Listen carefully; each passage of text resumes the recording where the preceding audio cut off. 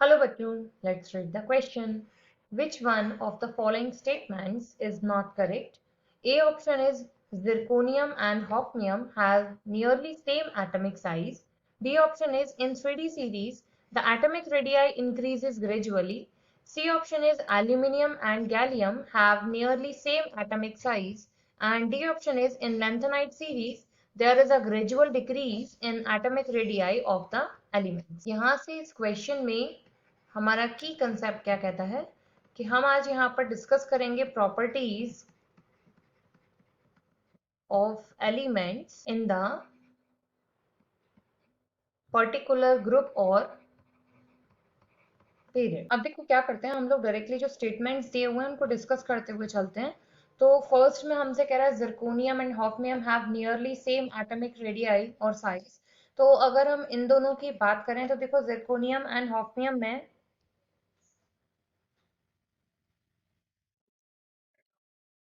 इनका जो यहाँ पर आइडेंटिकल एटॉमिक रेडियाई और साइज होता है, आइडेंटिकल एटॉमिक रेडियाई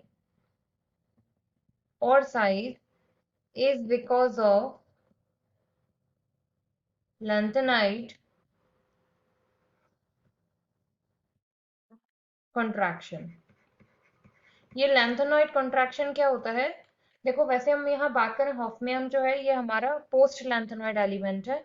और यहाँ पर क्या होता है कि आप जैसे जैसे आगे की तरफ मूव करते जाते हो तो यहाँ पर न्यूक्लियर पावर बढ़ती जाती है और न्यूक्लियर पावर बढ़ने से जो एटम्स हैं जिनका साइज में थोड़ा इंक्रीज होना चाहिए था वो इंक्रीज ना करके नियरली सेम और रिड्यूस होना स्टार्ट करते हैं किसी भी पीरियड में अगर हम मूव करते हैं।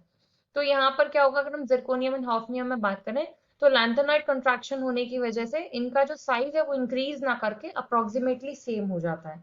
नेक्स्ट अगर हम बात करें फर्स्ट स्टेटमेंट हमारा बिल्कुल करेक्ट है। बी की बात करें 3D सीरीज की बात हो रही है डी ब्लॉक के बारे में।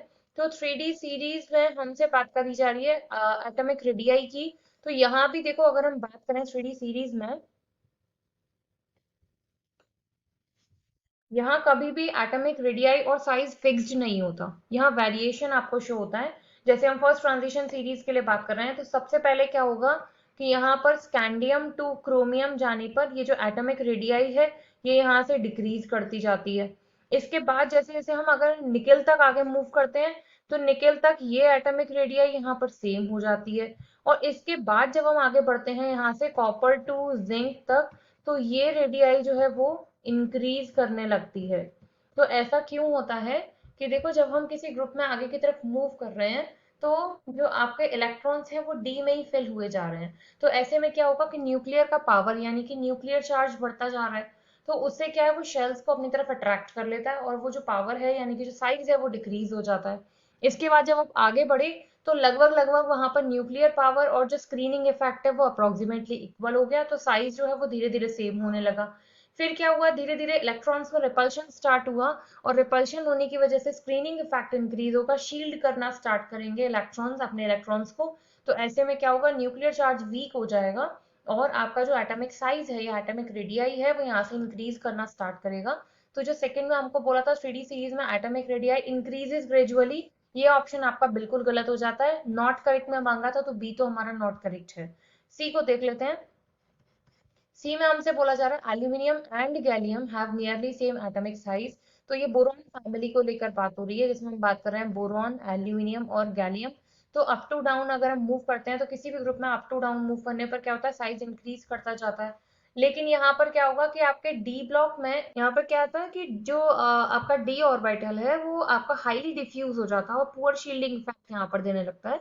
और उसकी वजह से क्या होगा कि आपका न्यूक्लियर चार्ज बढ़ जाता है। यहाँ लिख देते हैं हम लोग कि जो शील्डिंग इफेक्ट है ये शील्डिंग इफेक्ट आपका यहाँ से हो जाता है पुअर, वाइल जो आपका यहाँ से न्यूक्लियर चार्ज है या न्यूक्लियर पावर है वो यहाँ से हो जाती है इंक्रीज। तो ऐसे में क्या होगा कि न्यूक्लियस जो शेल्स हैं उनको अपनी तरफ अट्रैक्ट कर लेगा और जब इलेक्ट्रॉन्स अट्रैक्ट कर लिए जाएंगे तो डेफिनेटली साइज जो है वो यहाँ से हो जाएगा रिड्यूस। तो जो एल्यूमिनियम और गैलियम है इन दोनों का साइज यहाँ पर कैसा हो जाएगा नियरली सेम।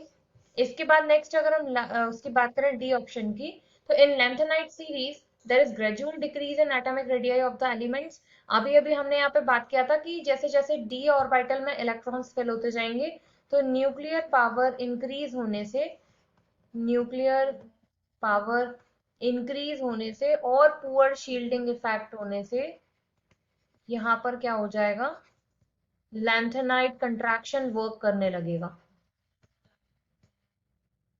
लैंथेनाइट कंट्रैक्शन यहाँ वर्क करेगा और ऐसे में क्या होगा कि साइज जो है वो धीरे धीरे रिड्यूस करने लगता है। तो ओनली एक ऑप्शन जो बी है वो यहाँ से आपका इनकरेक्ट था। I hope you understood well. Thank you.